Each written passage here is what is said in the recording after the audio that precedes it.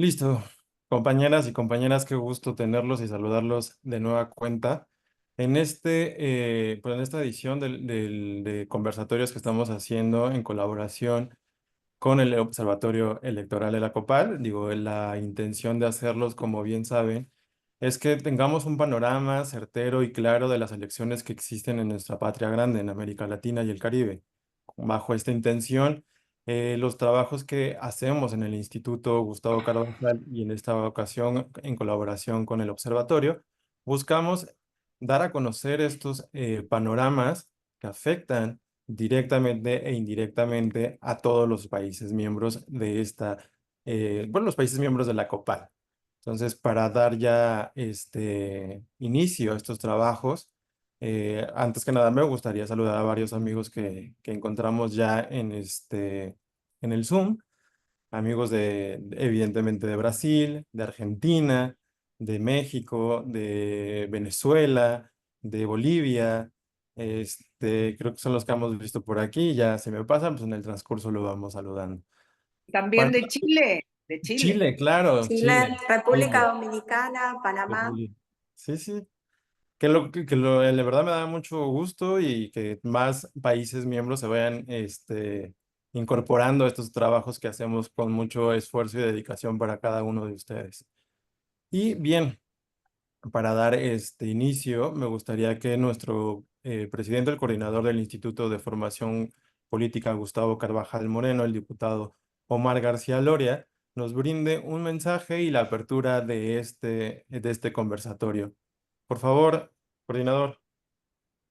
Muchísimas gracias, César. Muchísimas gracias a todos ustedes que nos acompañan en el día de hoy. Ver a varios amigos de diferentes puntos de América Latina es enriquecedor el poder ver y cómo hoy que estamos en este parteaguas de las elecciones en Brasil, pues saludarlos a todos, ponérmelo a sus órdenes. Mi nombre es Omar García, como mencionaba aquí César.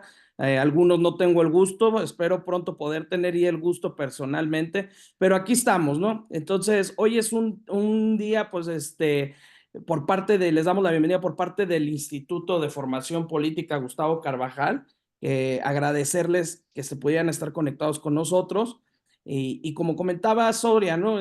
César Soria, hoy Brasil, como uno de los países más grandes e influyentes de América Latina, jugará un papel muy crucial en la estabilidad política y económica de la región. El resultado de estas elecciones, sin duda, no solo determinarán el futuro del país, sino también tendrán repercusiones importantes en América Latina. Nos encontramos ante un contexto donde las tensiones entre distintos proyectos de nación en su punto más alto, el debate entre modelos progresistas y conservadores, y el fortalecimiento de las instituciones democráticas y la creciente polarización de la política. La crisis económica post-pandemia, el desafío del cambio climático y la lucha por la inclusión social serán factores determinantes en el proceso electoral que vamos a tener en Brasil este próximo 6 de octubre. En este conversatorio abordaremos la coyuntura actual de Brasil, analizando los principales actores políticos, las propuestas en disputa y el papel que la sociedad civil, los jóvenes y las mujeres estarán jugando en este proceso. Tendremos la participación de expertos que nos ayudarán a comprender mejor los desafíos y oportunidades que estas elecciones representan, no solo para Brasil, sino para América Latina. Es vital para el instituto y desde la COPAL reflexionemos sobre cómo podemos contribuir al fortalecimiento de la democracia en Brasil y en toda la región, asegurando el proceso electoral sea justo, transparente y participativo.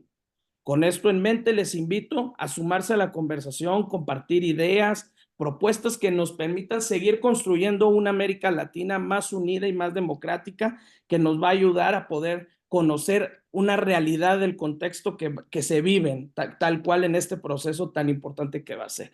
Pues además que nada, sin dar preámbulos, César, no sé quién nos va a ayudar con la primera ponencia. Saludos a Dolores, a Mónica, a Eduardo, agradecerles que sin duda hoy nos van a poder pues poner un poquito del contexto de la realidad.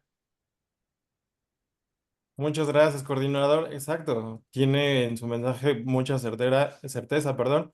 de cómo estas elecciones van a marcar un paradigma para América Latina y el Caribe.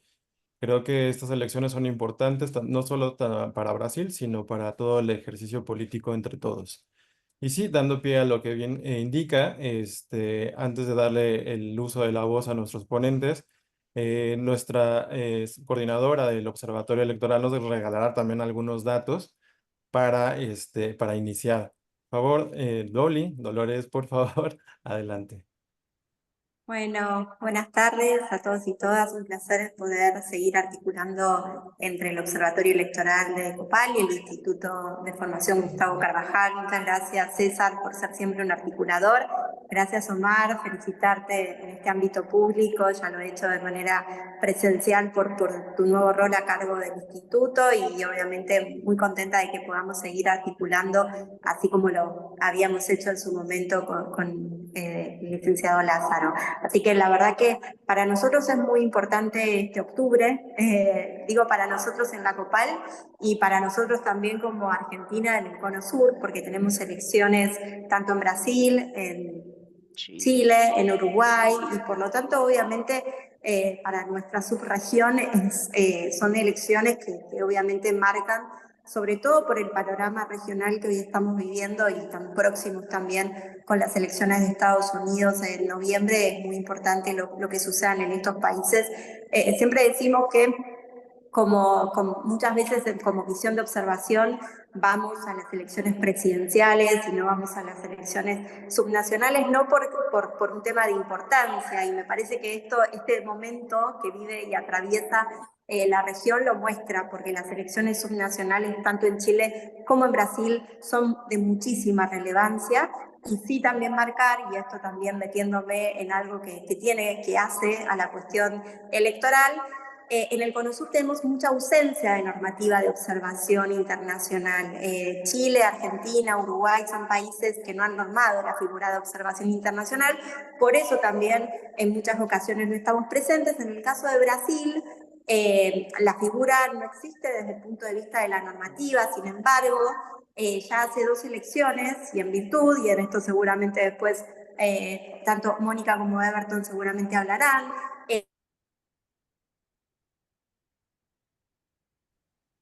sobre el sistema electoral brasilero, también de algún punto obligó, instó, exhortó al órgano electoral a tener que plantear en su momento una acordada para poder incorporar a la figura de invitados internacionales. Entonces también obviamente está muy presente la perspectiva. Hemos estado como misión de observación electoral encabezada en esa oportunidad por Beatriz Paredes en las elecciones presidenciales, y por lo tanto, bueno, también estamos todo el tiempo tratando de acompañar a cada uno de los partidos políticos de la Copal desde el Observatorio Electoral.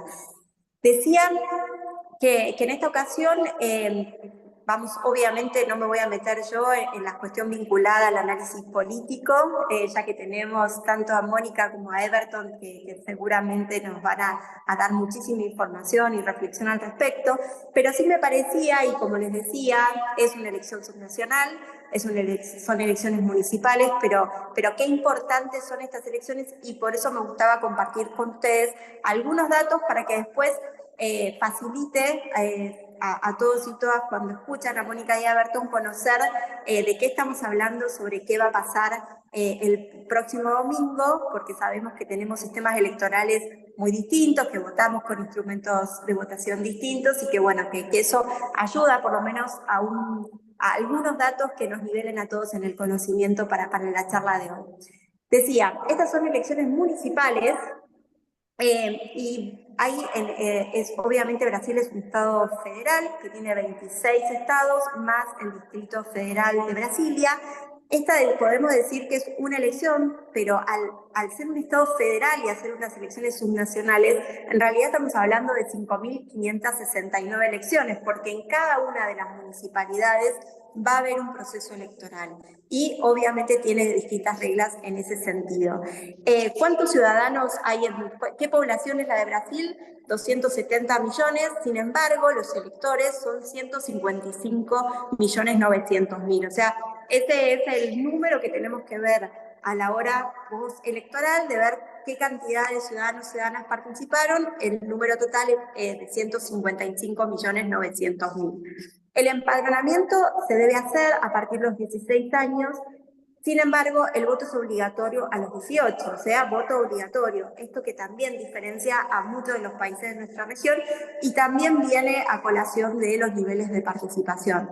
Venimos en el primer semestre de varios procesos electorales que nos tocó observar, donde el voto no era obligatorio y donde lamentablemente vimos un nivel de abstencionismo muy grande.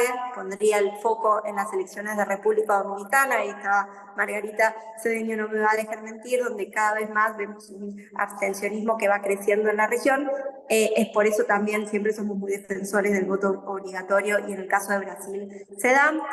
¿Qué es lo que van a elegir los ciudadanos y ciudadanas este domingo? Prefeitos, que serían alcaldes, intendentes, de acuerdo a la nomenclatura de cada uno de nuestros países, y vereadores, que son los concejales. Este mandato que se va a elegir el próximo domingo va a durar 4 años, y en esto también seguramente nos ayudarán luego Mónica y Everton. Si bien estamos hablando de que son 463.367 candidaturas, si tenemos en cuenta las elecciones del 2012, ha bajado bastante significativamente la cantidad de candidaturas, y bueno, eso también es un dato que hay que analizar el por qué ha bajado la cantidad de candidaturas. Estamos hablando de 29 partidos políticos en todas estas candidaturas, y el número de estas candidaturas que es para alcaldía son de 15.000, el resto son para las veredurías. Hablando de participación política de las mujeres, en el caso de Brasil no hay normativa de paridad, sino de cupo del 30%, y las candidaturas, si uno las desglosa, están 68% hombres y 34% mujeres. También es significativo que son 47% blancos, esto tiene que ver con la autopercepción a la hora de escribir la candidatura, son 47% blancos, 40% mulatos y 11% negros, y el dato por ahí más significativo es que menos del 1% son indígenas. Se puede dar la reelección en la mayoría de los cargos para las prefecturas una vez consecutiva. En esta elección particular, según datos que sacaba del Observatorio de Reformas Políticas en una capacitación de los otros días, el 10% estaría yendo para la reelección de estas candidaturas. Y algo importante, porque decimos, bueno, tenemos una elección el próximo domingo, pero luego vamos a tener otra elección para la segunda vuelta. O sea, las localidades que tienen más de 200.000, perfecto, 200.000 electores. 200.000 electores, ahí están, tienen que conseguir una mayoría calificada para poder ser electos. Por lo tanto, si no la consiguiesen, pasan a una segunda vuelta. En el caso de los vereadores, la elección es proporcional, o sea, es con lista abierta, y por lo tanto, dependiendo la cantidad de votos que saca el candidato más votado, luego también se abre al resto de las candidaturas. Algo interesante que también, por lo menos desde mi mirada, ha atravesado mucho esta campaña electoral, y que por ahí uno lo ve, por ejemplo, con el caso del candidato muy popular en redes sociales y muy disruptivo también a la vez, que es el candidato Marsal, candidato para la prefectura de San Pablo, que es un candidato que fue detenido en el 2005 por una operación conocida como Operación Pegaso, y por temas de piratería de cuentas bancarias. Entonces hay mucha judicialización todavía en el proceso electoral. Digo este caso como un caso testigo, pero hay muchas candidaturas que todavía siguen estando judicializadas, y bueno, ahí también es algo para observar, porque bueno, puede pasar incluso que que no se dicte, digamos, una definición por parte de la justicia antes del día domingo, y bueno, y ver qué puede pasar el día después. También, bueno, algo interesante para observar, y esto también seguramente lo podrá comentar Mónica, El PT también en esta ocasión lleva candidatos del PSOL en varias prefecturas, por ejemplo, en la prefectura de San Pablo, donde va Guillermo Boulos, entonces también se está dando una articulación que si bien siempre se dio, porque Lula da Silva llegó a la presidencia también con el apoyo del PSOL, por ahí ahora también se está viendo en los ámbitos subnacionales y bueno, es interesante también ver cómo esto que decía, ¿no? Estos 29 partidos políticos que van a las elecciones municipales también naturalmente tienen apoyo tanto por parte del gobierno como por parte del bolsonarismo y ver cómo se resuelve esa elección el día domingo.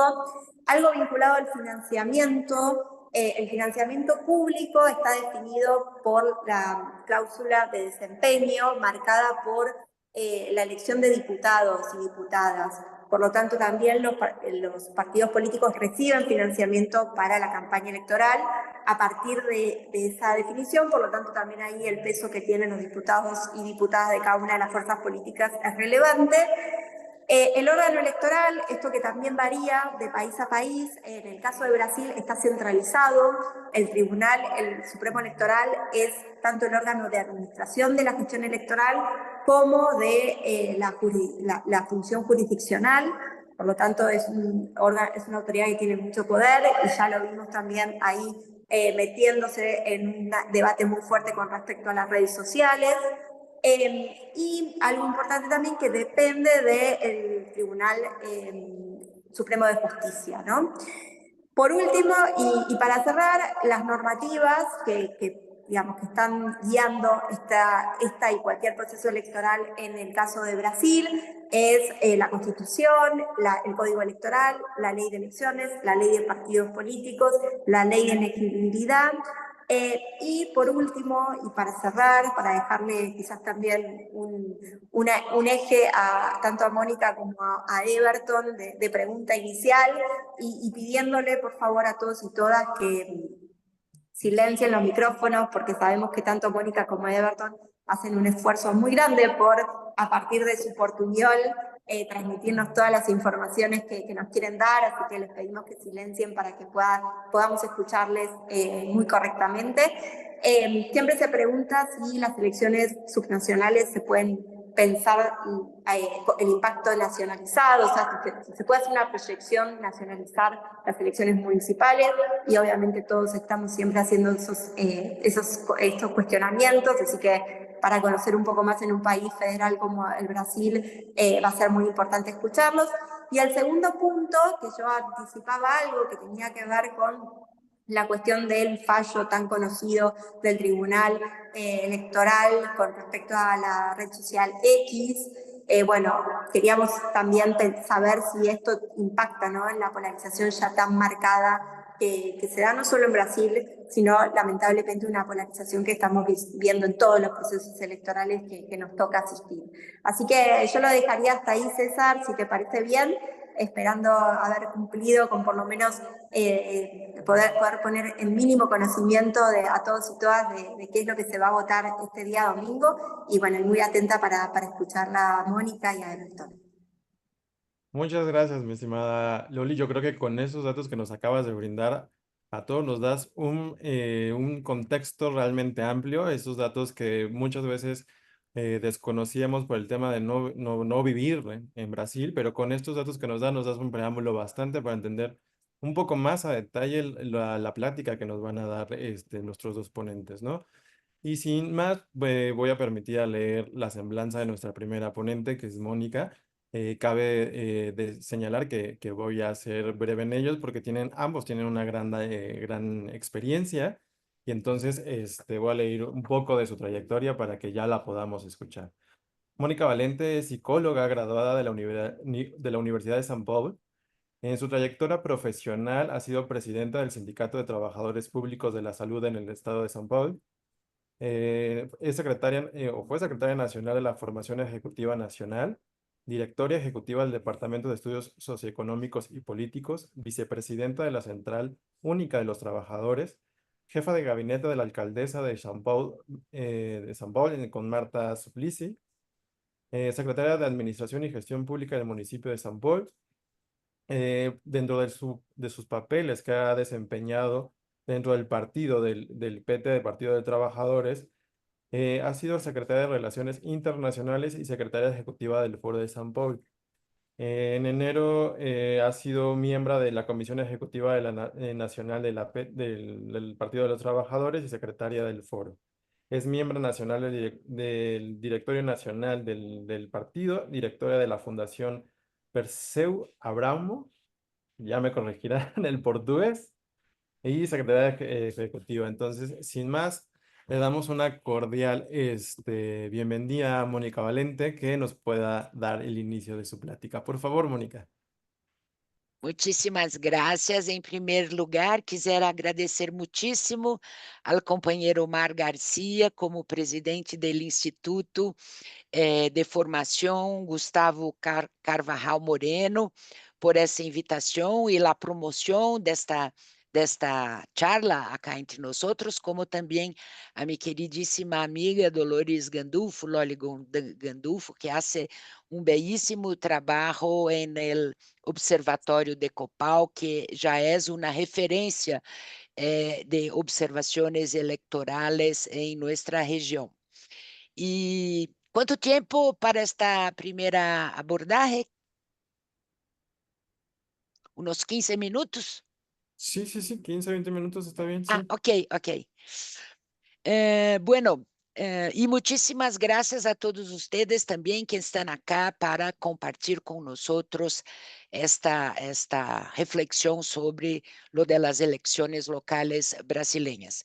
Bueno, Loli já nos ha brindado com muitas informações importantíssimas, porque, de hecho, las elecciones brasileñas tienen muchas características propias que, comparando con nuestros países de América Latina y el Caribe, son un poco diferentes. Por ejemplo, nuestro voto es un voto proporcional para los parlamentos en todos los niveles, pero es un voto nominal, no es un voto en lista partidaria, o de coaliciones, lo que hace con que la composición de los parlamentos en todos los niveles, sea en nivel local, municipal o provincial o federal, la votación de los parlamentarios no es con el mismo percentual de votos con lo que gana el candidato majoritário, como decimos, ou alcalde, ou governador, ou o presidente da República. Isto nos hace muitos líos. Um exemplo para quedar claro: Lula foi elegido em la segunda volta com mais de 50% de los votos, com 48 em la primeira volta, pero la coalición que lo sustentou su fórmula, su candidatura, não ha obtenido este mesmo percentual, de maneira que Lula governa sem maioria en el legislativo, ni na Câmara, ni no Senado. Lo mismo ocorre também em los gobiernos estaduales e também em las prefeituras, las municipalidades. Entonces, vamos a tener ahora el 6 de octubre las elecciones locales. Estas eleições são super importantes por dois motivos. Primeiro, porque, de alguma maneira, posicionam los partidos e las coaliciones políticas para a disputa de 26. Posicionam em que sentido? En el sentido no solamente de quienes ganan las elecciones como prefeito o prefeita, pero também de la composición de las cámaras de concejales, porque estos concejales são ligados a parlamentários provinciales, pero principalmente parlamentários federales, deputados federales, que el 2026 serão pessoas posicionadas politicamente para as eleições, seja da Câmara Federal, seja a presidência da República e os governos provinciais e suas respectivas assembleias. Então, esta é uma das mais importantes características do processo eleitoral local. Pero há cidades que têm uma expressão política mais allá, que podemos dizer que são cidades que expressam muito el estado de las artes de la disputa política nacional. Es el caso de la ciudad de São Paulo, así como también la ciudad de Rio de Janeiro, de donde es Everton, y algunas otras capitales, pero estas dos son las más las que más electores tenemos. Por ejemplo, São Paulo tenemos 9.300.000 electores. Es una ciudad de casi 12 millones de electores y votan 9 millones de electores. Por eso tenemos dos voltas, primera volta y segunda volta. Bueno, lo que pasa es que si gana, si el candidato o candidata gana em la primeira volta com 50% mais um voto de los votos válidos, suele elegido em la primeira volta. Votos válidos são los votos em algum candidato. Se saca de la votación los votos nulos, los votos blancos y de quienes no ha ido votar, de la abstención, el índice de abstención. Y el candidato o candidata tiene que ganar com 50% mais um voto dentro deste universo de votos válidos.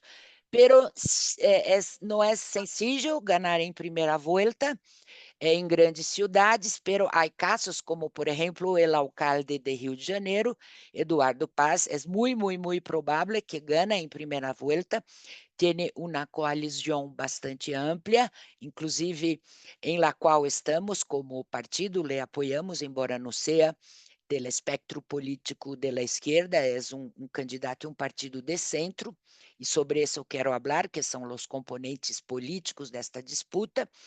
Y en el caso, pero suele ocurrir que las disputas van especialmente de las ciudades donde hay segunda vuelta, São Paulo será seguramente una de ellas. Tenemos 103 municipios con más de 200.000 electores de los 5.579 municipios. Não são muitos, porque aunque São Paulo, la capital, tenga 9 millones de electores, en São Paulo también tenemos una ciudad muy pequeña en el estado de São Paulo, un municipio, el menor municipio, que es Borá, una pequeñísima ciudad que tiene 1.000 electores, es el mismo estado, entonces la discrepancia es muy grande.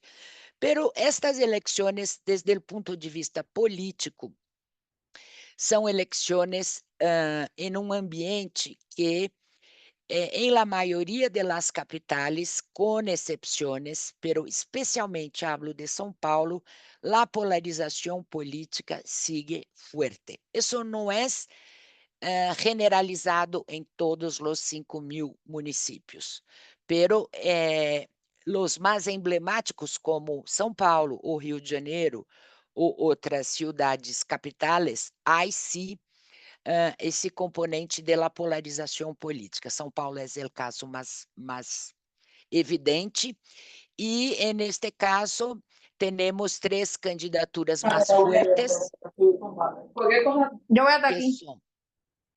que são a candidatura de atual alcalde, que foi elegido como vice-prefeito há 4 anos atrás. O alcalde faleceu, é de um partido de centro, pero é apoiado por el bolsonarismo.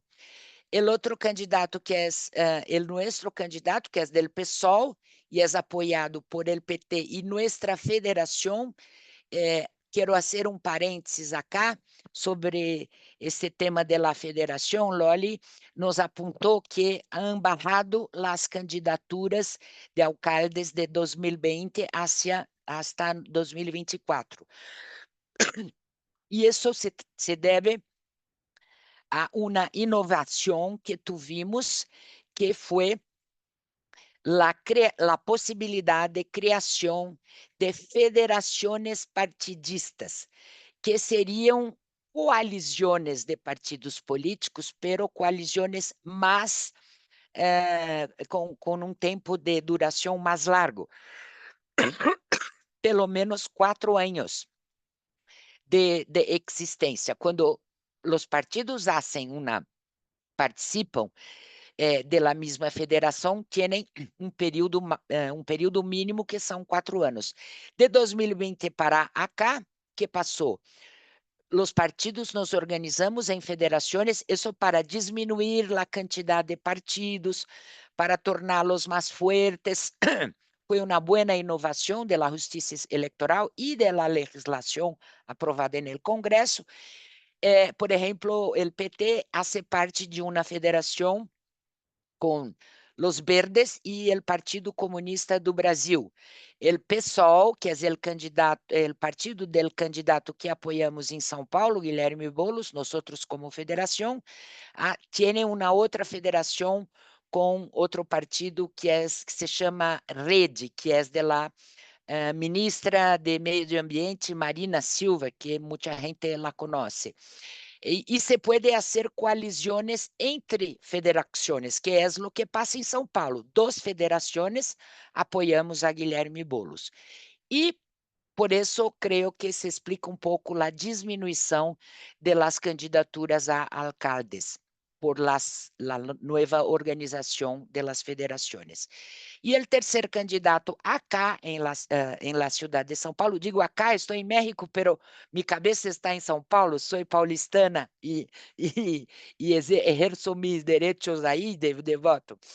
O terceiro candidato é o candidato se chama Pablo Marçal, é um ex-coach, sea o que seja um coach, pero como Loli ha informado, é um tipo muito polêmico, ha sido processado por pirateria de contas bancárias, incluso de pessoas mais adultas, jubiladas. Então, ha sido condenado, ha cumprido sua pena, pero agora é candidato. E é também do espectro da direita, pero da extrema direita. E hace parte do mesmo espectro do bolsonarismo. Pero lo que pasa es que Pablo Marçal, eso vamos a tener que estudiar más allá de estas elecciones, ha hecho una división en el bolsonarismo, en el caso de la disputa electoral em São Paulo. E estes 3 candidatos em São Paulo estão rigorosamente empatados. Bueno, nosotros de nuestra parte acreditamos que a candidatura de Guilherme Boulos seguramente estará em la segunda vuelta. Por su perfil, foi el deputado federal mais votado em la ciudad, ha tenido mais de 1 milhão de votos, pero também por la fuerza de los partidos que lo apoiam. Pero el atual alcalde também tem grandes possibilidades de estar em la segunda vuelta, porque é candidato à reeleição e isso por si só tem uma força muito grande, porque está com a máquina, sigue governando como alcalde. Pero Pablo Marçal, em muitas encuestas anteriores, havia crescido muito em las encuestas. Agora ha bajado, pero sus votos, su crescimento estava em las 2 puntas, em la punta de la derecha, de la extrema derecha e del bolsonarismo, pero também em certo momento começou a crescer entre la gente mais pobre de las periferias de las ciudades de São Paulo por su trabalho com redes sociais, porque ele, además de ser um ex-coach, se autodenomina um influencer. E com este influencer, com esta profissão, não sei exatamente se isso é uma profissão, enfim, pero está involucrado com as apuestas eletrônicas, de las chamadas bets, de monetização de seus canais de redes sociais, e são canais e também um ecossistema, a ser parte de um ecossistema de redes sociais de disseminação de notícias falsas, de cortes de internet, de videos y de... Entonces, que eso es lo que sí amenaza no solamente el tema electoral de ahora, pero tenemos mucha preocupación porque se trata de una especialización de la red de noticias falsas de fake news que empezó en 2018 con la elección de Bolsonaro, siguió en 2022, pero con menor incidencia por el reglamento que ha impuesto el Tribunal Superior Electoral, y eso tiene que ver con el tema del ex, pero que sigue operante em los grandes centros. E isso ameaça a democracia, porque induz a los eleitores a uma despolitização, a uma desilusão com a política. Então, é aquele tipo que disse que não é político, que não há, não tem partido, seu partido é pequenito, pero é muito agressivo. Tuvimos episódios em la disputa de São Paulo, em los debates de agressão física, uma coisa que nunca hemos tenido, porque esse tipo é muito provocador. Enfim, pero eu creio que ele, em las encuestas de hoje, que saíram hoje, ele bajou um pouco mais e está Guilherme Boulos em primeiro, Nunes em segundo, pero com diferença muito pouca entre eles. E um pouco mais alejado Pablo Marçal, que é este tipo de extrema derecha. Mas o que passa em termos generales é que não solamente o campo de esquerda e progressista, pero muitos partidos políticos del espectro político del centro brasileiro, del centro político, logramos em muitas cidades, as mais importantes, construir uma continuidade do Frente Amplio ou del Frente Democrática para estas eleições. Sim, porque seguimos com uma forte organização da extrema-direita, seja do bolsonarismo ou agora destes novos hijos do bolsonarismo, que é o caso de Pablo Marçal, e todos se preocupam muitíssimo com isso. Então, também por isso, estas eleições municipais são importantes, por el tema de la extrema derecha, el tema de las redes sociales de la extrema derecha y el tema de la democracia, porque estamos viviendo muchas amenazas y un otro momento que es el hecho de que la incidencia, né, de redes sociales, de las redes de disseminação de notícias falsas e de mecanismos muito graves para a democracia em nossos países. Então, me quedo por acá porque depois podemos falar do tema del ex que tem que ver com isso. Gracias. Muchas gracias, Mónica. Yo creo que con esto nos das un contexto también de lo importante y lo grande que son esas elecciones para Brasil. Entonces, tanto el simple hecho de actores, como bien mencionabas, de partidos políticos chicos, o el fenómeno ahora llamado influencer que hacen presencia en la política, pues sin duda es una elección difícil para todos los brasileños y las brasileñas. Entonces, bajo este contexto, pues abriremos el paréntesis para hacer preguntas y respuestas antes de dar el pie a nuestro siguiente ponente. Entonces, si alguien tiene alguna pregunta, le pedimos por favor que levante la mano de forma digital, vaya, y así darle el uso de la voz. O si no, también en el chat que también pueden hacer algún tipo de preguntas. Bueno, en el chat dice que Marta se tuvo que retirar. Agradecemos su presencia de Marta. Y en lo que se animan, yo sí te preguntaría, Mónica, el tema de los influencers, esta nueva actores que se están metiendo o incursionando en la política, ¿qué tan bueno, qué tan malo lo están viendo en estos sentidos? Porque pues aquí en México teníamos un personaje al norte del país que eran influencer y que pues al final no tenían un conocimiento certero de política y políticas públicas, vaya, y estaban ahí. Entonces, sobre eso te hago ese cuestionamiento en lo que alguien más pueda, ¿verdad? Así.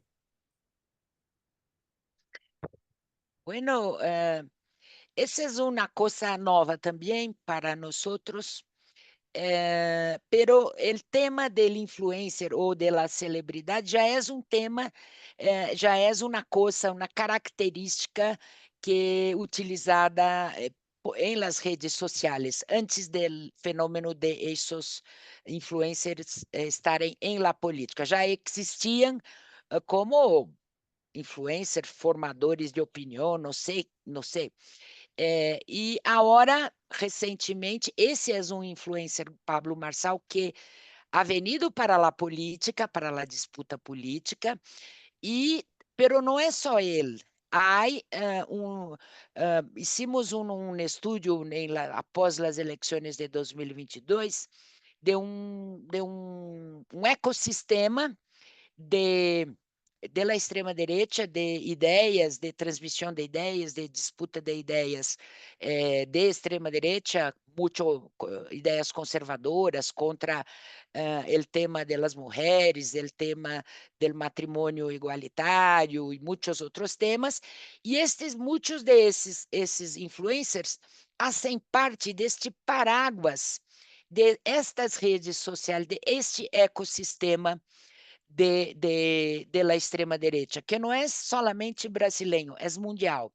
E o outro é que, en el caso de Pablo Marçal e outros influencers, em Brasil, eles se han involucrado com aquele sistema de bets, de sistema de apuestas de juego, cassinos eletrônicos, que todavia no Brasil, em Brasil não são regulamentados, estamos nisso, porque é uma máquina de plata, e estes influencers que se metieron em la política sempre en el campo de la extrema derecha, se han enriquecido muchísimo a partir de hacer publicidade de estas plataformas de cassino eletrônico, que isso é uma coisa, uma epidemia, que muita gente pobre sigue apostando, perdem su sueldo,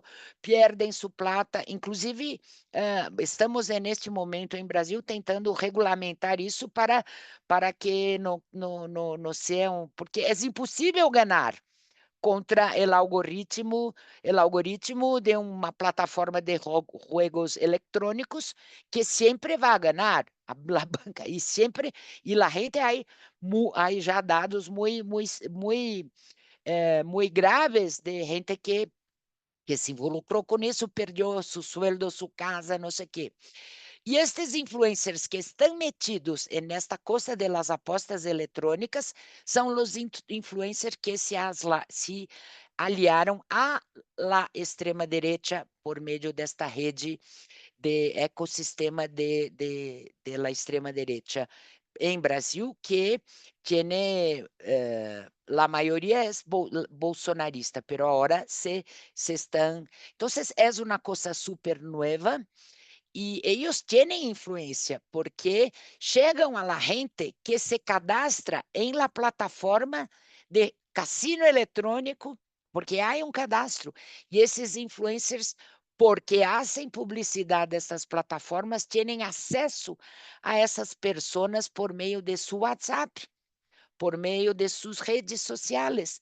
Então, é um fenômeno muito louco, que depois das eleições deste ano, vamos a ter que estudar a fundação de la que hago parte, a Fundação Perseu Abramo, estamos muito interessados em estudar melhor isso, chamar a pessoas que invitar a pessoas que pensam sobre esse tema de las redes sociais de extrema direita, pero neste mundo maluco de internet. Creio que há uma pergunta aqui do companheiro Lautaro. Sí, computadora. Que se me pergunta que os haters, trolls ou influência encontram mais presentes que em la última presencial. Sí, creo que sí, especialmente em la ciudad de São Paulo, Lautaro, porque justamente es donde esse tipo de disputa es mais, como se diz, mais intensa. Sí, outra pergunta, se o resultado de domingo significará um apoio ou rechaço à la gestão de Lula, quanto es la aprovação de la gestão nacional. Eu creio que en el caso de São Paulo, sí, tendrá um componente de evaluação nacional, pero não é assim em términos nacionales, porque acá em São Paulo é mais polarizado. Em muitas das outras cidades, os temas serão mais locales. O tema da escola, do ônibus, da saúde, da calle, da vivienda, de basura, etc. E a aprovação de Lula está em cerca de 35, de bom e ótimo, 35 a 37%. Algumas encuestas le dão 40, outras um pouco menos. Así es. Gracias, gracias. Si quieres, damos paso a una pregunta que levantó la mano para ya seguir con Everton. Por favor, nuestro vicepresidente de la COPAL, José Samuel Jara. Adelante, por favor.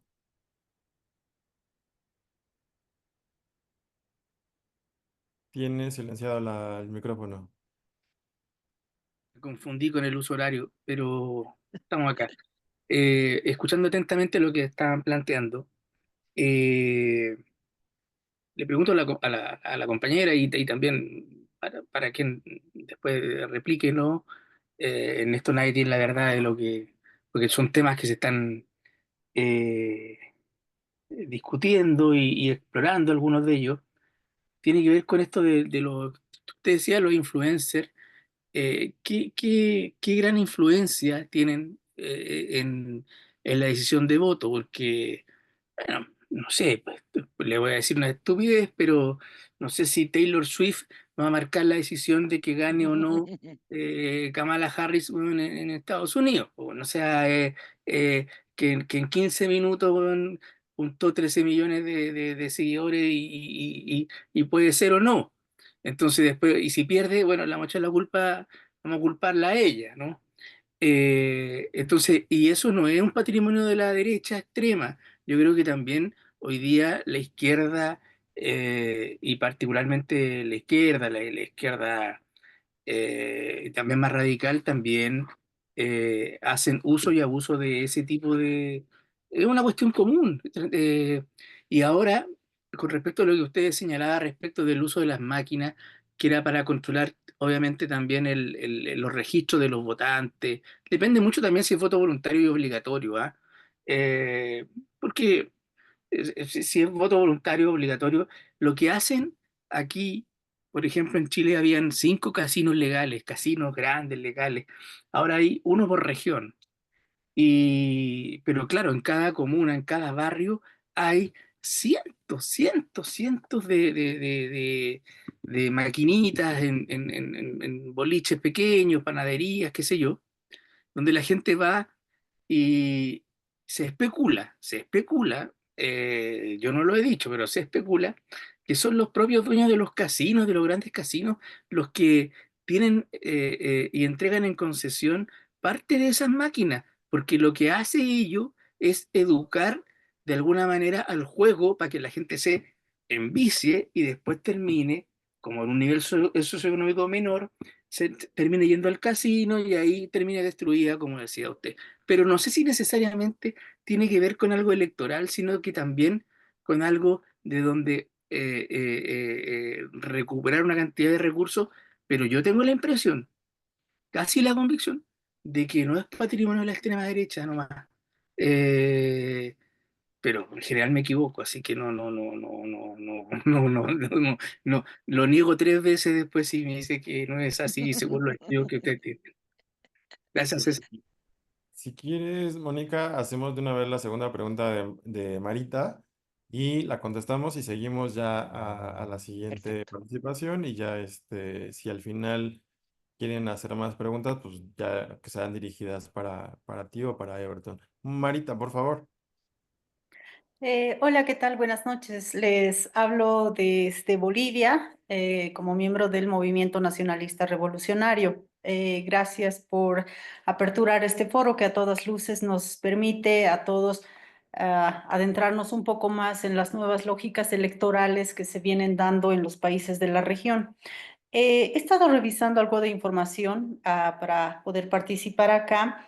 Y una duda que me nació es que sí, en los países en los que, o bueno, particularmente en Brasil, que tienen habilitada la segunda vuelta, si mal no recuerdo, para el 27 de octubre, ¿no? En esos, creo que son 103 municipios, aquellos en los que tienen una población menor a 200.000 habitantes, también se puede prever que se va a plebiscitar, digamos, o electoralizar entre izquierdas y derechas este proceso electoral.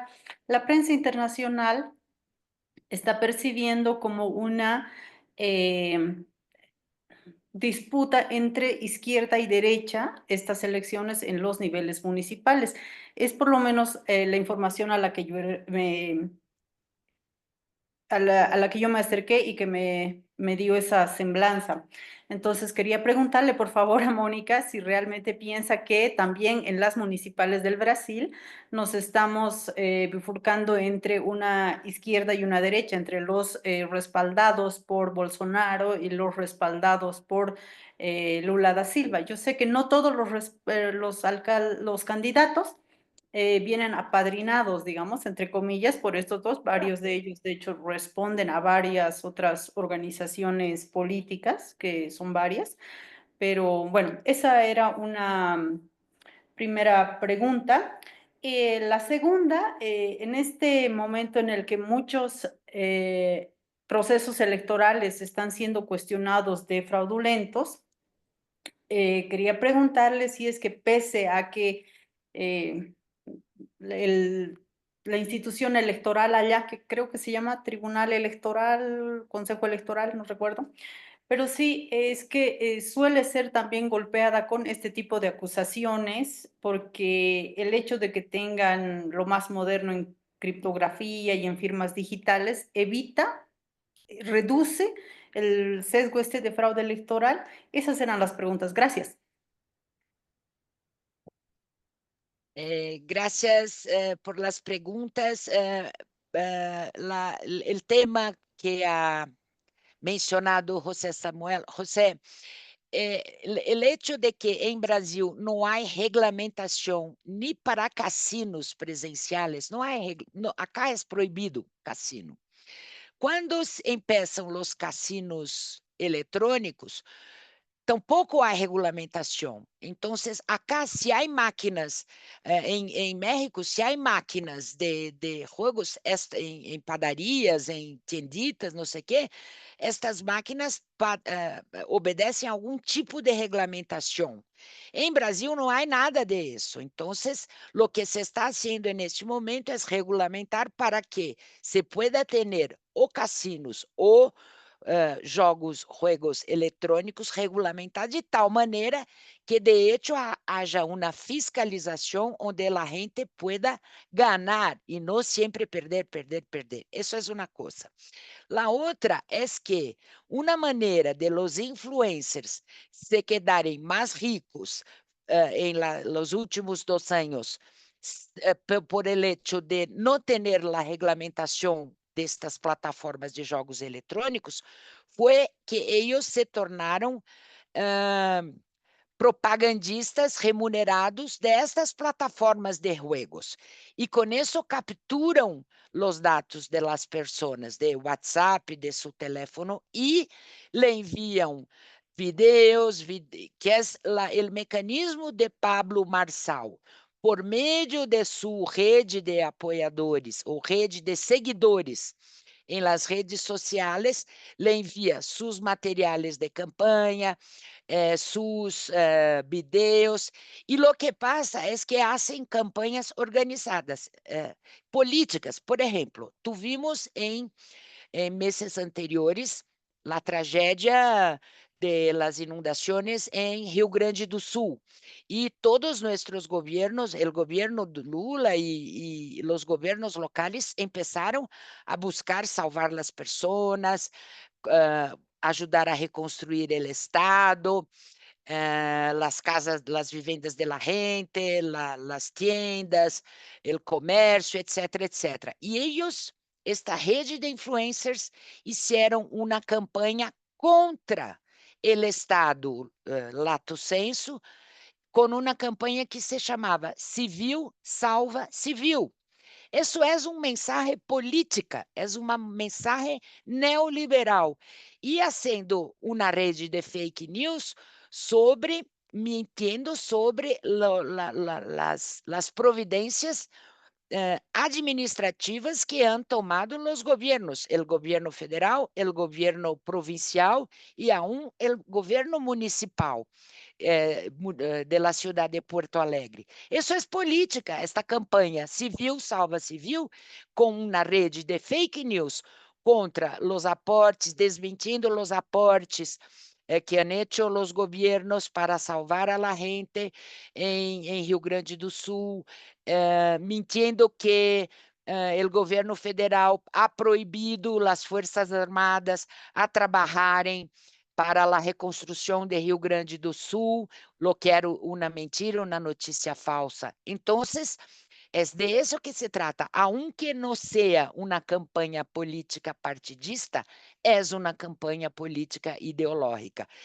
Por exemplo, essa de Civil Salva Civil, e no caso de Rio Grande do Sul. E a outra é o tema da prosperidade, que las iglesias, parte de las iglesias neopentecostales trabalham na teologia de la prosperidad, pero esse ex-coach que está em terceira em las encuestas municipais de São Paulo, que disse que ensina a la gente a quedar-se próspera, a tornar-se próspera por meio de SUS e combate a ação de las políticas públicas para ajudar a la gente com educação, não sei o que, apostando que uno vai ser próspero se sigue seus conselhos como coach. Então, é muito refinada esta disputa política de ideias que temos que aprender a conhecer em primeiro lugar e segundo, aprender a disputar, né, em eleições ou fora de elas. Sobre a pergunta da companheira Marita, eu não creio que seja exatamente uma disputa de esquerda contra direita. Eu creio que é mais democracia e extrema direita, lo que vivimos acá, porque inclusive incluso em los municípios onde há segunda volta, por exemplo, los poucos, se nós de la esquerda não estamos em la segunda volta, seguramente apoiaremos candidatos que não são de esquerda, pero que não estão articulados com a extrema direita. Isso é, pero eu creio que uma coisa de disputa política de ideias sí há, que é sobre o rol do Estado, sobre o tema de como fazer para nosso país desenvolver-se, mais Estado, menos Estado. Então, isso é uma disputa ideológica, pero eu creio mais que a disputa é extrema democracia e extrema direita. E, por fim, o tema do Tribunal Superior Eleitoral. Acá temos um Tribunal Superior Eleitoral que é um órgão de justiça vinculado ao Poder Judicial, incluso à Suprema Corte brasileira, e o presidente do Tribunal Superior Eleitoral sempre é um juez de la Suprema Corte brasileira. El ano passado estava Alexandre de Moraes, o mesmo juez que ha suspendido a rede X, que por no cumprimento de legislação brasileira, e agora é uma jueza Carmen Lúcia. E em 2022 houve muitas notícias falsas sobre o tema da fraude eleitoral, porque aqui o voto é totalmente informatizado no hay papeles, no hay, es todo informatizado, pero los partidos políticos, el colegio de abogados, las asociaciones de expertos en telemática acompañan el tema del código fonte, el tema del sistema, de la transmisión de dados, etcétera, etcétera. Y los de Bolsonaro y Bolsonaro han hecho una fuerte campaña que esse sistema não era seguro. E com base nisso mesmo, depois da eleição de la segunda volta em 22, que ha elegido a Lula, e depois de sua titulação por el Tribunal Eleitoral, siguieron trabalhando em las redes sociais com esta narrativa e prepararam el 8 de enero, que foi o que todos han visto, foi uma tentativa de golpe com massa na rua, com gente na rua, de golpe contra la Suprema Corte, o Poder Executivo, o Poder Legislativo, etc. Então, sigue hoje está pouco mais baixo esse tema do sistema eletrônico de Brasil como uma coisa que se permite fraude, pero sigue en el imaginario de la gente alimentado por especialmente a gente vinculada ao bolsonarismo. E muitas graças por las preguntas. Espero ter contribuído. Gracias a ti. Muchas gracias, Mónica. Creo que sí, como dices, contribuiste bastante y agradecemos tu presencia y tu participación y a todos los que nos hicieron esas preguntas. Como segundo ponente en esta intervención o esta etapa, vamos a presentar a Everton Gómez. Él es abogado, politólogo, fue asesor parlamentario de la Asamblea Legislativa de la ciudad de Río de Janeiro, en el estado de Río de Janeiro, y es presidente de la Fundación de Parques y Jardines de la ciudad de Río de Janeiro y actual secretario del Trabajo en Ciudad del Río de Janeiro. Everton, por favor, danos tu ponencia para todos nuestros compañeros. Olá, companheiros. Muito gusto de estar com vocês. Inicio haciendo um grande saludo a nosso companheiro presidente Omar Garcia e saludando a todos do Instituto Gustavo Carvajal, também a minha querida amiga, companheira de Copal, Dolores Gandulfo, e a todos os demais que estão acá. Eu me vou aqui buscar ser pouco mais sintético, porque penso que Mônica já é detalhado bastante algumas circunstâncias de nosso processo eleitoral.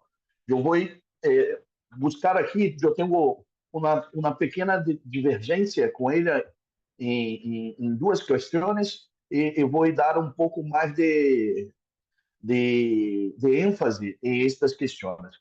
Primeiro, é importante dizer que o processo eleitoral brasileiro hoje, também saludar a minha querida amiga Mônica, companheira do PT, que nós do PDT temos também muito gosto de ser parte da coalizão do governo Lula, em este momento e em outros momentos quando estávamos juntos em os outros governos de Lula e Dilma.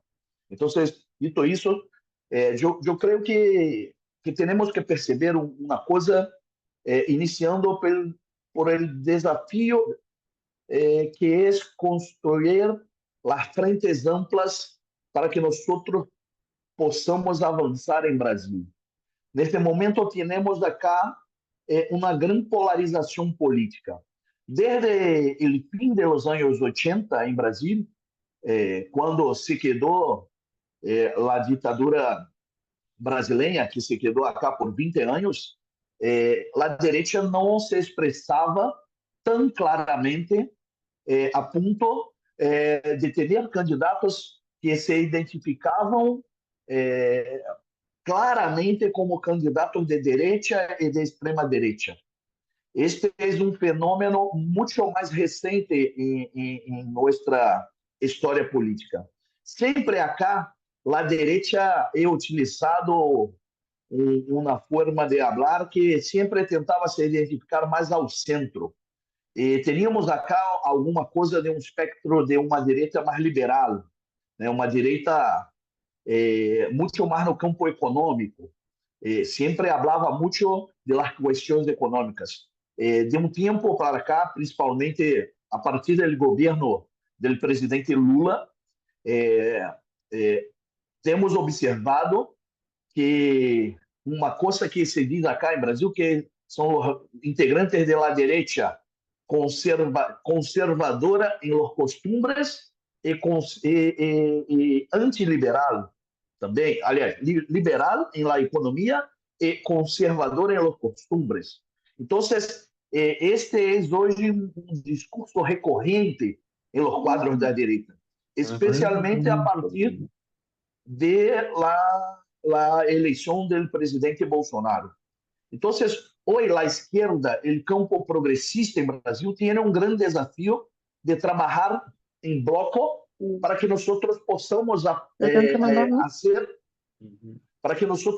fazer o combate desta direita e desta extrema direita, que quase sempre atua unida. Enquanto isso, a esquerda brasileira e o campo progressista brasileiro, nesta eleição, em muitas cidades, vai buscar o processo eleitoral separada, dividida. Uma outra coisa que chama muita atenção é que hoje cerca de 51% das cidades brasileiras não têm candidaturas de esquerda. Esse é um fenômeno também que se inicia a partir da derrubada da presidenta Dilma. Desde o momento que Dilma é sacada do poder em Brasil, se inicia uma derrocada das candidaturas da esquerda. Então, hoje, mais da metade das cidades deste grupo, que são de cerca de 103 cidades, entre capitais e cidades que têm mais de 200.000 habitantes, portanto, cidades que pode haver a segunda volta. Destas cidades, mais de 50% não têm candidaturas progressistas. Este também é um fenômeno que nós temos que buscar compreender por que se queda isto. Também, especialmente porque o governo Lula hoje tem uma boa aprovação popular. Então, é um contrassenso que nós hoje liderando um governo de esquerda, de uma frente ampla, pero liderado por um partido de esquerda, porque nós não conseguimos avançar em la maioria das cidades brasileiras com candidaturas progressistas. Eu creio que isto é muito fruto da incapacidade do governo federal, especialmente, fazer uma boa comunicação política. Muitas coisas positivas que temos construído não têm repercussão ante a grande parcela da população brasileira. Então, também é um problema que temos que enfrentar. Por exemplo, o governo Lula é anistiado as dívidas de um grande programa social de vivendas, que é Minha Casa Minha Vida, e praticamente nenhuma pessoa, os populares não conhecem sobre isso, o PIB brasileiro ha crescido e os setores mais populares não conhecem sobre isso, né? Então, a forma como se comunica o governo nacional, o campo progressista, tem muita dificuldade hoje ainda em Brasil. Uma coisa interessante, a grande festa dos trabalhadores do Brasil e também do mundo, o 1º de maio, foi uma grande catástrofe, Por ejemplo, en la más grande ciudad de Brasil, en São Paulo, con la presencia del presidente Lula, el 1 de mayo, la gran festividad de los trabajadores brasileños, fue un fracaso en São Paulo, porque las organizaciones tradicionales de los sindicatos no tienen más adherencia popular. Esto también es un fenómeno que, juntamente con el crecimiento de la extrema derecha, tiene que ser observado por el campo progresista. Nosotros, por ejemplo, acá en Río de Janeiro, la Mónica habló mucho sobre São Paulo. Yo soy de Río de Janeiro y voy a hablar aquí. Hoy, lo principal alcalde apoyado por Lula está acá en Río de Janeiro, es de un partido de centro, y acá nosotros estamos mucho a frente de la extrema derecha. Bolsonaro es de Río de Janeiro, y acá la extrema derecha no ha conseguido avanzar, porque acá nosotros conseguimos construir una frente ampla con la participación mayoritaria de los partidos de izquierda, con un único partido que no ha se sumado a nosotros, y también conseguimos buscar sectores de centro e incluso de centro-derecha. Pero en un proyecto claro que tenemos acá en alianza con el gobierno Lula, con nuestro alcalde Eduardo Paz. Mas mismo aquí, hoy, nosotros estábamos trabajando para vencer las elecciones en la primera vuelta, pero hoy há um crescimento da candidatura da extrema-direita, apoiada por Bolsonaro, e o grande fiador da eleição é um partido menor da esquerda, que é chamado el PSOL, que é uma esquerda liberal, e que mantém seu candidato, mesmo sabendo que ele não tem qualquer possibilidade de seguir para a segunda volta. Então, a manutenção da candidatura do PSOL acá em Rio de Janeiro pode garantizar que haja uma segunda volta, e quem vai para a segunda volta somos nós outros do campo progressista, de um centro democrático, com uma candidatura fascista, da direita mais extrema. E isto é produto de uma miopia de setores da esquerda que não conseguem compreender a necessidade da construção de uma frente ampla. Como dije, a questão do discurso político do campo progressista. Para mim está muito claro hoje que as questões do discurso muito fortemente identitário é um elemento que nos aparta de los setores mais populares do Brasil. Os setores mais populares são setores, de certa forma, os costumes conservadores. E nós, em el campo popular, avançamos com um discurso extremamente vanguardista, que é importante, mas é um discurso que tem nos afastado muito drasticamente de los setores mais populares brasileiros, especialmente a partir do fortalecimento das igrejas neopentecostais, que são um elemento central em el debate político nacional brasileiro hoje. Não se há como analisar com conjunto da obra política brasileira sem mirar o fenômeno das igrejas neopentecostais, que dão a base orgânica ao movimento da extrema-direita brasileira. A extrema-direita brasileira trabalha muito fortemente ancorada em las ideias orgânicas das igrejas, que são basicamente a única organização formal que tem uma produção intelectual que vai dar substrato à direita brasileira. A direita brasileira fala muito menos da economia e muito mais de los costumbres. E nós seguimos nos equivocando. Por exemplo, nós do PDT e também o PT estamos apoiando a candidatura em São Paulo de Guilherme Boulos, que é um companheiro destacado deputado federal, líder do movimento de trabalhadores sem vivienda, em um ato muito importante de sua campanha, acontece uma coisa que nos parece incrível. Sacam o himno nacional brasileiro, que tem um forte simbolismo cultural, que tem um forte apelo popular, e numa demonstração de completa miopia política, cantam o himno brasileiro, que é utilizado por la extrema-direita sempre, e vão cantar este hino utilizando a linguagem neutra. A linguagem neutra.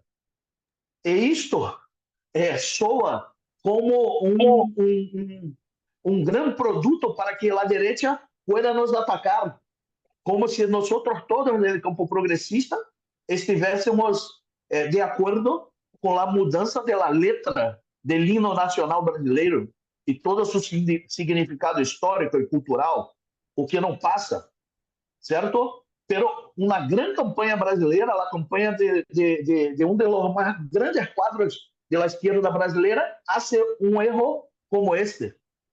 E isto dá elementos para a direita brasileira poder avançar. Quando falamos sobre, por exemplo, Pablo Marçal, que é uma ruptura orgânica, isso também é algo interessante para destacar. Pablo Marçal é uma ruptura dentro do campo orgânico da extrema-direita. Há uma certa ruptura dentro do bolsonarismo, representada por a candidatura de Marçal em São Paulo. Bolsonaro apoia o atual alcaide, que se chama Ricardo Nunes, e Marçal tem setores da direita que o apoiam. Então, há uma ruptura nesse momento em São Paulo, em campo bolsonarista. Isso é muito bueno. Mas Marçal surge, como muito bem colocado por Mônica, dentro de um contexto de los influencers. E aí devemos mirar por que a esquerda segue sem conseguir se comunicar por las redes sociais. Nós seguimos nos comunicando muito mal com as pessoas através das redes sociais. E a direita se apropriou de isto e consegue ampliar sua comunicação política, legando a setores que historicamente nunca se preocuparam com a política. Então, esses setores, para nós, não é que são setores necessariamente de direita, são setores populares. São setores populares com algum nível de conservadorismo no campo dos costumes. E a extrema-direita consegue, através de sua comunicação mais simples, ligar a essas pessoas. E com isso ganha força. E a esquerda não consegue. Né? Acá, por exemplo, puedo dizer também que os números, por exemplo, apontam que nosotros, los partidos de derecha hoje estão liderando em la gran maioria de las cidades, las capitais que estão disputando as eleições. Em 2020, 42% de partidos de derecha ganharam eleições no grupo de los 103 partidos que têm segunda volta. A tendência é que hoje puedan governar em 77%, com as últimas enquetes que ligaram para nós. Né? Nós teníamos, em 2020, 23% do comando das capitais brasileiras. É provável que nas capitais brasileiras, no campo popular, no campo progressista, reduza de 23% em 2020 para 4% solamente agora, em essas eleições de 2024. Né? Sinceramente, creio que isto está muito ancorado em la dificuldade de compreensão de todos os setores de esquerda, de las limitações que nós temos hoje. O governo Lula conseguido avançar e ganhar a eleição presidencial, mas o Congresso é um Congresso muito conservador de direita. Então, temos um desafio de unificar todo o campo de esquerda e a compreensão de las limitações que temos hoje em Congresso, por exemplo. Também temos a dificuldade, e é um desafio, um reto, a questão de la comunicação política, que nós, infelizmente, não conseguimos avançar.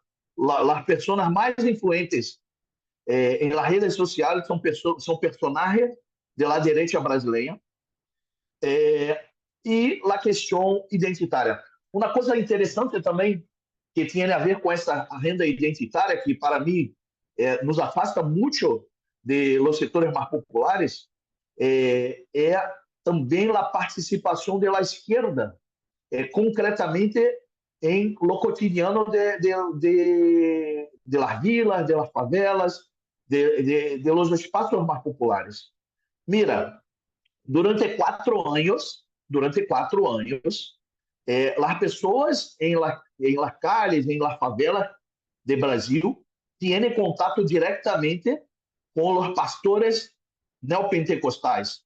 Em uma calle, em uma favela de Rio de Janeiro, uma calle qualquer, tem 1, 2, 3, 4, muitas vezes 5 igrejas neopentecostais que falam sobre a prosperidade, que falam sobre o conservadorismo, que acolhem as pessoas quando têm hambre, acolhem as pessoas quando têm algum problema personal, que sua igreja está aberta todo o dia para receber essas pessoas. E de 4 em 4 anos, nós de la esquerda, todos, caminhamos em las comunidades mais carentes para buscar o voto de las pessoas. Para mim, é natural que os setores populares vão votar em quem tem mais presença em suas comunidades. E, infelizmente, hoje não somos nós da esquerda brasileira que estamos presentes em estas comunidades. Muitos dos partidos da esquerda não têm representação nenhuma em las comunidades mais pobres do Brasil, não se fazem presentes, não dialogam com os setores populares, só dialogam com os setores populares de 4 em 4 anos, durante o processo eleitoral.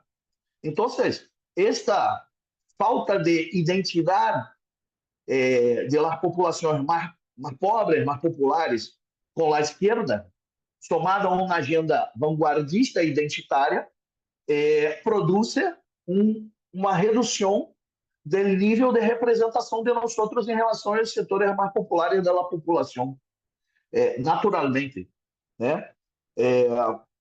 Então, diria que temos que trabalhar, para mim, especialmente essas 3 coisas, né?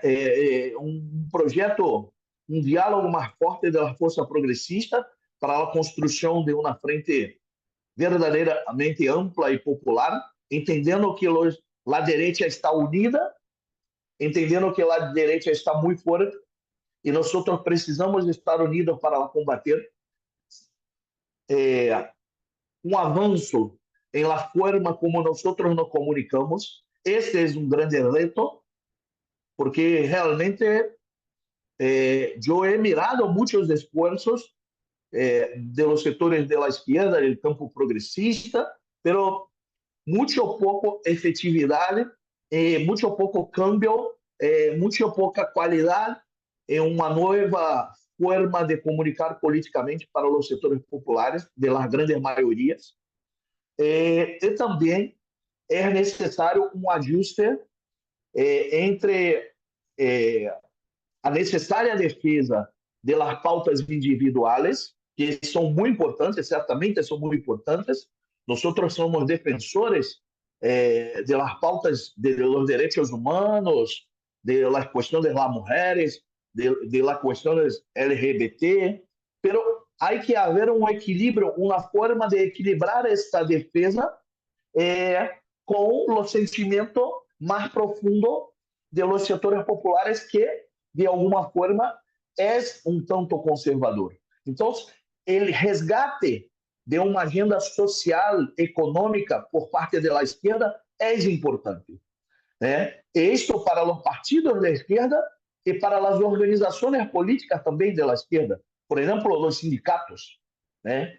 Não pode a fiesta de los trabajadores brasileiros, a mais grande cidade que é São Paulo, com a presença do presidente Lula, com a presença de las principais liderazgos de los setores de esquerda, não pode ser o fiasco, o desastre que foi este ano, com praticamente nenhuma pessoa.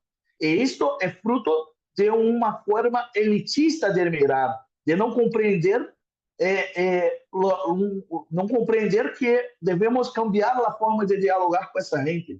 Por exemplo, acá em Rio de Janeiro foi uma grande festa, foi o mais grande 1º de maio do Brasil, pero colocamos cantores populares, colocamos banco de empregos, de oportunidades, criamos uma série de atividades para buscar os setores mais populares.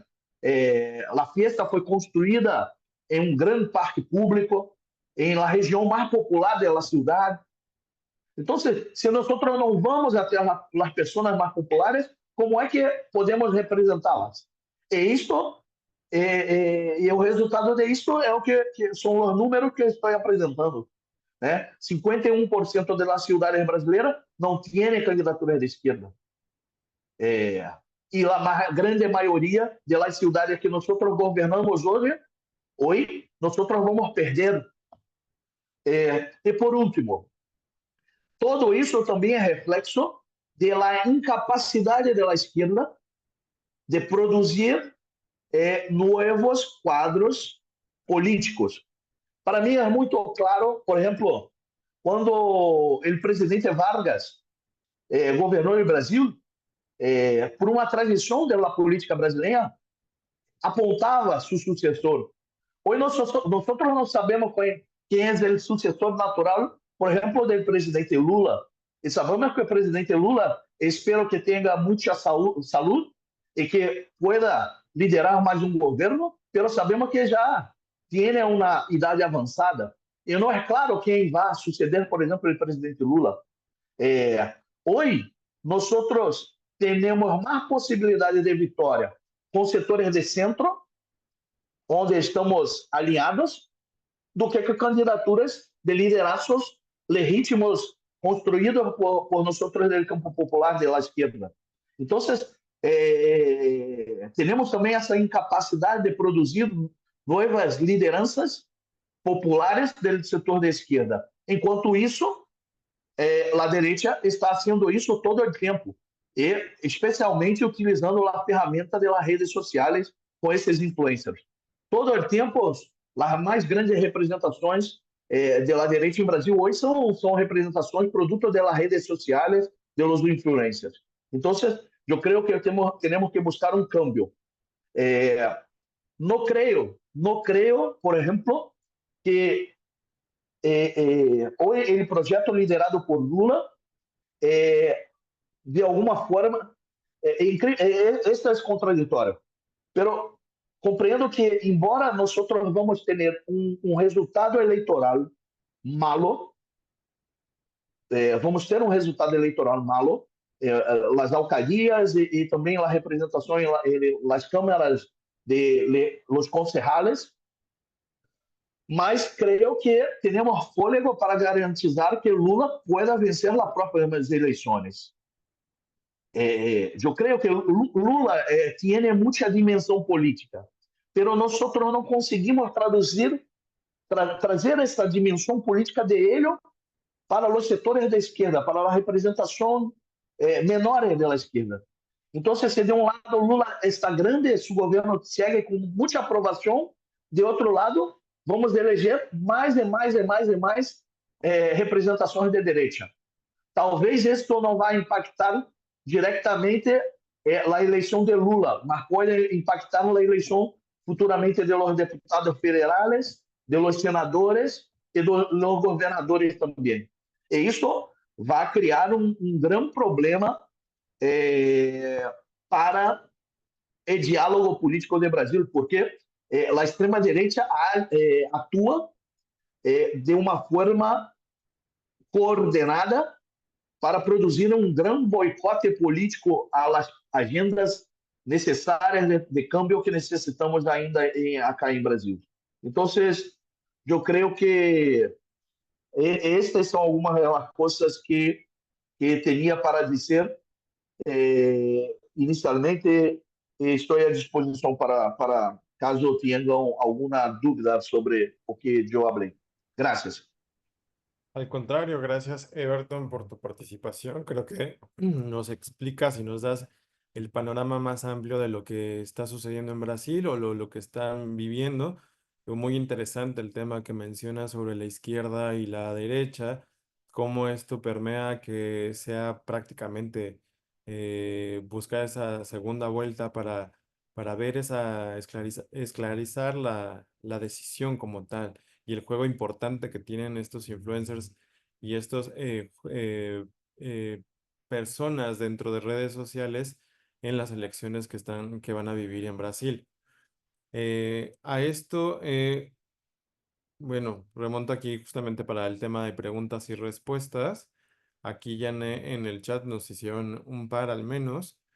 Y nos dice Gabriela Hernández que cuáles han sido o cuáles son los principales retos que ha enfrentado Brasil durante esta elección. Yo creo que va un poco hilado de lo que nos decías de la concepción de de las izquierdas y las derechas las personas, ¿no?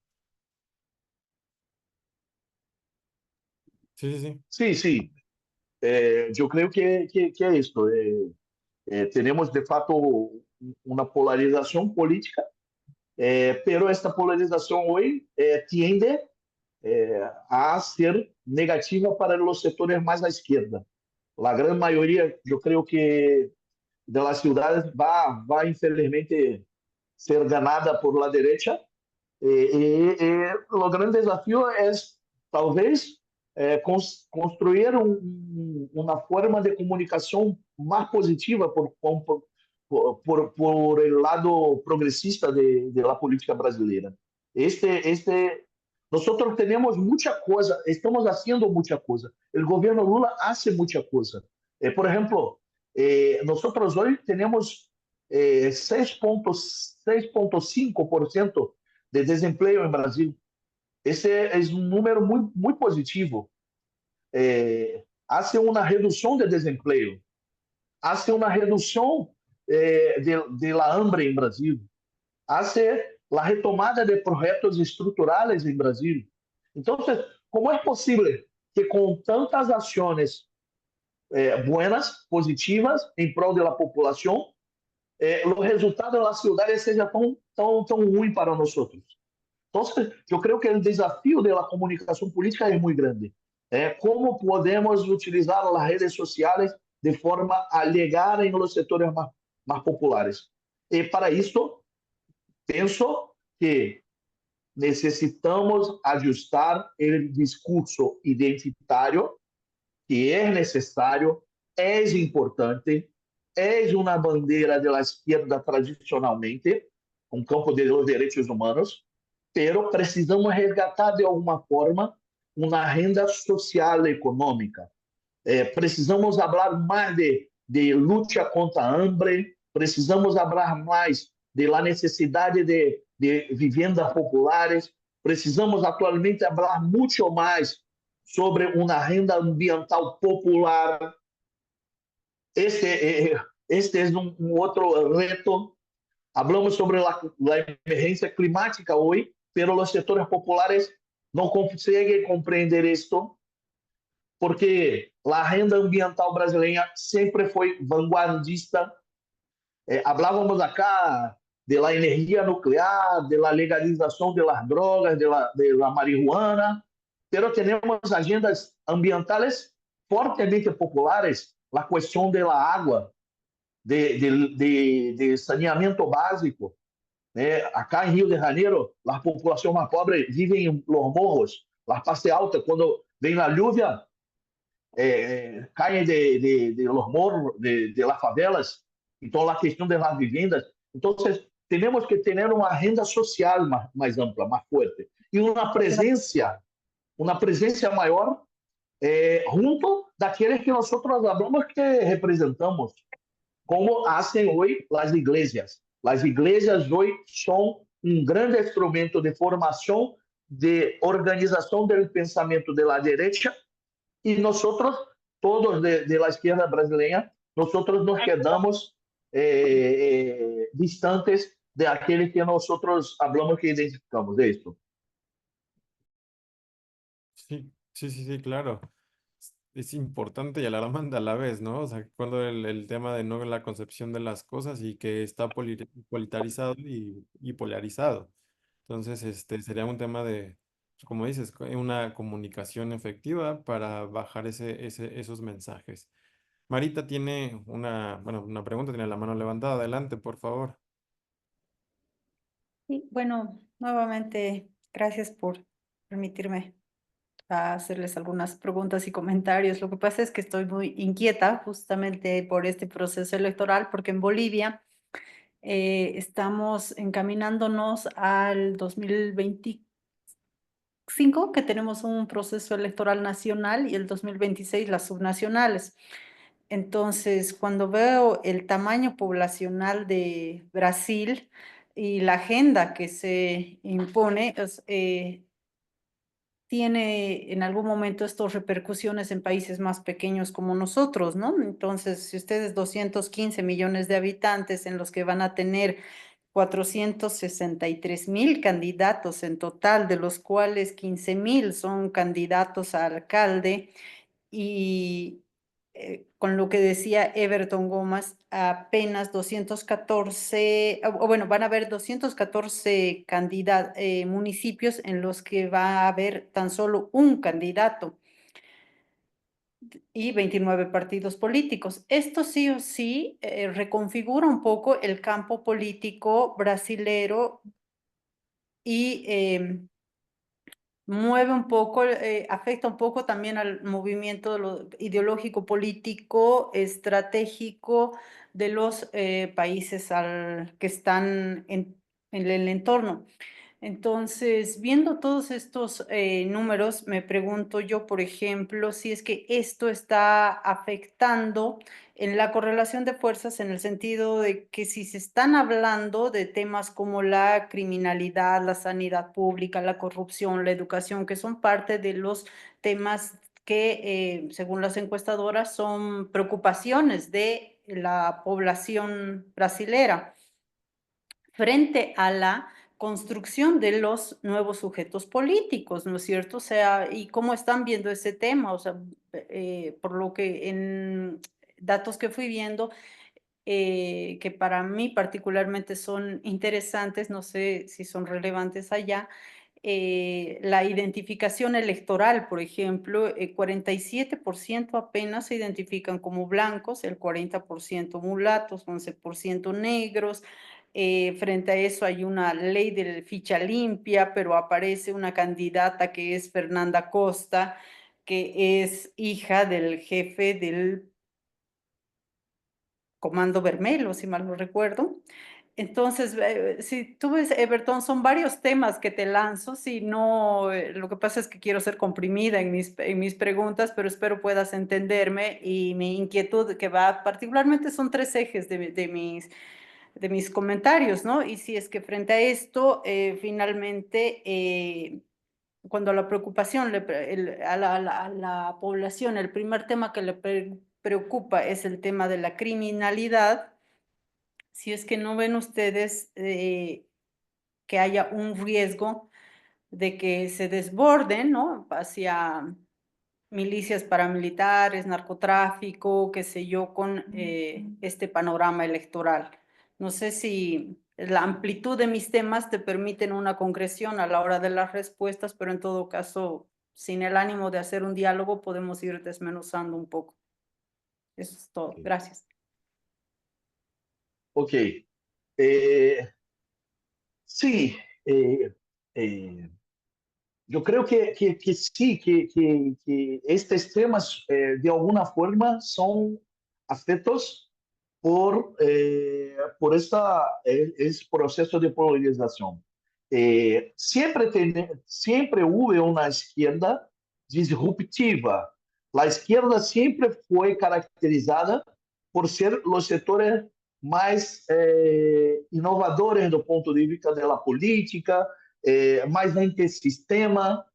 Este é um fenômeno muito interessante, porque a extrema-direita hoje em Brasil está se apropriando de agendas que foram historicamente agendas de luta de la esquerda. Por exemplo, é muito difícil tu mirar um programa de la direita hoje que não hable sobre a necessidade de educação integral no Brasil, que é um gargalo, gargalo de nossa formação como civilização, como país.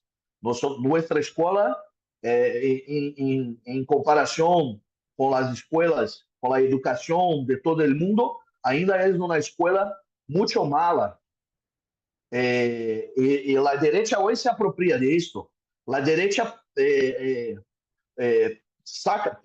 pega para ela, por exemplo, o grande problema que nós temos de violência e toma para ela apresentando possíveis soluções para o problema de violência. Sabemos que lógicas, soluções que não vão efetivamente trazer resultados para o combate da criminalidade, para o combate da violência. Todavia, eles falam sobre isso. E a esquerda sempre faz uma tese, sempre faz um diagnóstico do problema, mas é incapaz de apresentar concretamente soluções de curto e médio prazo. Por exemplo, acá em Rio de Janeiro, temos 80% do território da cidade controlado por organizações criminosas, sejam os narcotraficantes, sejam as milícias, que hoje atuam quase que como da mesma forma. Pero a direita, de forma criminosa, habla sobre entregar armas para a população, de ampliar as medidas, criminalizar cada vez mais a pobreza. Pero a esquerda não habla sobre nada. A esquerda faz teses interessantes, teses de la construção de programas futuros, de investimento em la educação a longo prazo, pero não consegue apresentar propostas concretas de curto e médio prazo para a questão de la criminalidade, por exemplo. E qual é o grande problema? Porque de 80 até a vitória de Lula, nós estávamos fora do governo e poderíamos criticar os problemas estruturais da sociedade brasileira. Todavia, hoje estou em 2024 e já houve dois governos. O governo Dilma foi derrubada, Lula retornou ao governo, já tivemos governos das cidades mais grandes do país e também não conseguimos entregar soluções para resolver os problemas mais básicos da população. Então, outro problema, essas são questões que afligem necessariamente os setores populares. Porque, por exemplo, se me saca um celular, você vai e me toma um criminoso qualquer, esse para mim, é para minha comunicação, não para um trabalhador, é o instrumento de seu trabalho. Então, naturalmente, o trabalhador absorve todo um discurso que a extrema-direita habla de ódio, de mais punitivismo, e nós ficamos sem ter o que. Então, nós temos que tomar novamente as agendas históricas da esquerda e las proponer como elemento central no debate público. E isso significa reduzir a centralidade das temáticas identitárias, a minha forma de mirar esta questão. Nós precisamos falar como Lula habla sobre isso, do combate da fome. Lula todo o tempo habla, necessitamos luchar contra hambre, pero la izquierda está hablando de otras cosas. La izquierda, los partidos de la izquierda no tienen este tipo de centralidad, né? La lucha por moradia, cosas que tienen un carácter social, de alguma forma trazendo uma identidade maior para nós outros. Não falamos mais acá de trabalhadores. O conceito de trabalhadores foi abandonado por la izquierda brasileña. Nosotros hablamos hoje de las mujeres, hablamos hoje de los negros, hablamos hoje de los LGBTs, hablamos hoje de los jóvenes, e sabemos que todos esses são importantes. Mas o que nos unifica é que todos nós somos trabalhadores. E parece que esta categoria foi abolida do dicionário público da esquerda brasileira. E, por exemplo, os setores sindicais, que deveriam estar construindo esta aproximação de forma mais permanente, não conseguem. Não, estão cada dia mais fragilizados, né? É um grande contrassenso. Aqueles que fazem a reforma laborista, que sacou direitos da maioria da população brasileira, têm mais apoio de los populares, de los trabalhadores, que nós outros, que historicamente defendemos sua renda de direitos laboristas. Então, creio que sim, creio que temos que fazer um profundo cambio de la renda política que tem centralidade, de esta renda política identitária para uma renda política mais construída por aspectos sociais e históricos. E de fato, isso está afetando muito nossa representação. De fato, nos afeta muito. E cada dia vai afetar mais. E o resultado destas eleições vai mostrar isso. De um lado, o avanço da direita e do outro, a redução da participação de los votantes da região mais periféricas. Eu creio que também vamos ter uma queda de participação, porque as pessoas simplesmente não creem mais que a política pode ser um elemento de cambio de suas vidas. Porque em la democracia em Brasil,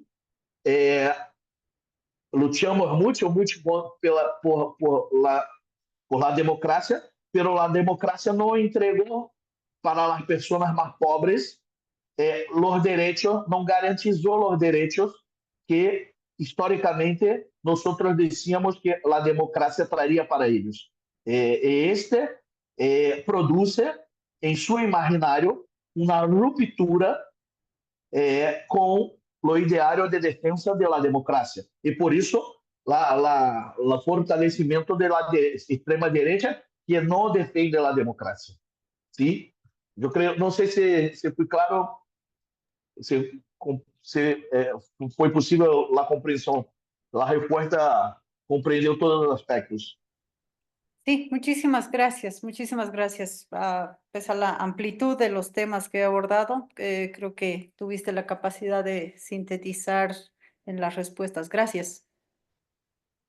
Al contrario, yo creo que con la participación de Marita y la profundidad que nos has dado en el mensaje, mi estimado Everton, estaríamos concluyendo este conversatorio. Digo, la finalidad de hacer estos conversatorios justamente es para conocer la coyuntura que existe en cada país de la región y en algún momento sensibilizar a los demás países miembros de la COPAL que pues, convivimos unos con otros para ¿cómo se llama? Para hacer un entendimiento mejor sobre cada país miembro. Entonces, si bien decía Marita en algún momento que si seguían algunas dudas o cuestionamientos, creo que si bien nos podemos poner en contacto y hacerte llegar las preguntas, Everton, si así se requiere. Y antes de pedirle a nuestra secretaria técnica de la COPAL que nos haga el favor de dar un mensaje para clausurar, les comparto, compañeras y compañeros, una disculpa a nombre del coordinador Omar García, que tuvo que atender al tema del Congreso, y de nuestra coordinadora del Observatorio COPAL, que tuvo también una reunión. Entonces, por eso no se quedaron hasta el final, pero la sesión está grabada, entonces ellos se van a poner al día para terminar de escuchar tu plática, mi estimado Everton. Entonces, eh, le pediría por favor a nuestra compañera y gran aliada de la COPAL, Erika Olmedo, que nos pueda brindar un mensaje para clausurar estos trabajos del Instituto de Formación Política Gustavo Carvajal Moreno que realizamos en conjunto con el Observatorio de la COPAL. Estimada Erika, por favor. Gracias, muchas gracias y agradecemos pues todo este esfuerzo que realiza el Instituto de Formación Política Gustavo Carvajal Moreno de la COPAL, a nuestra querida compañera Dolores Gandulfo y a todos los que hoy estuvieron en este importante conversatorio para analizar precisamente cómo hemos venido haciendo a lo largo de estos años, pues todo lo que son los procesos electorales en América Latina y bueno, pues en esta ocasión pues estamos muy atentos a lo que va a ocurrir en Brasil. Ha sido muy fructífera las intervenciones de cada uno de los participantes y bueno, esperemos que próximamente pues una delegación, una misión de observadores de la COPAL esté presente allá en Brasil para observar todo este proceso electoral al cual, bueno, pues todos estamos muy atentos porque sabemos que es uno de los grandes países de América Latina y que, bueno, lo que ocurra en Brasil, siendo el país más grande de nuestra región, pues, bueno, pues compete de una u otra forma, pues a todo lo que ocurre en la región. Y bueno, agradecemos en verdad pues todo este esfuerzo y seguimos al pendiente y daremos seguimiento a todo lo que ocurra allá en nuestro querido país Brasil, un país al que yo en verdad me encanta y quiero mucho. Bueno, siendo, señores, las 3:30 de la tarde, hora de México, damos por clausurado los trabajos de este conversatorio, Elección en Brasil. Reciban todos un fuerte abrazo en este inicio de semana y pues nuestros mejores deseos a nuestros compañeros y los partidos miembros de la COPAL que pues son miembros de nuestra conferencia. Un abrazo fuerte a todos y clausuramos este encuentro. Gracias. Muchas gracias. Gracias a ustedes. Gracias por tu Adiós, gracias, bye bye. Alina, César, hola, Gracias, hasta la Dolores, próxima. Ara, Adiós. Everton, hola, bye bye. Catalina, Un beso. placer. Ali. Bye, adiós, abrazos. Dale. Hasta la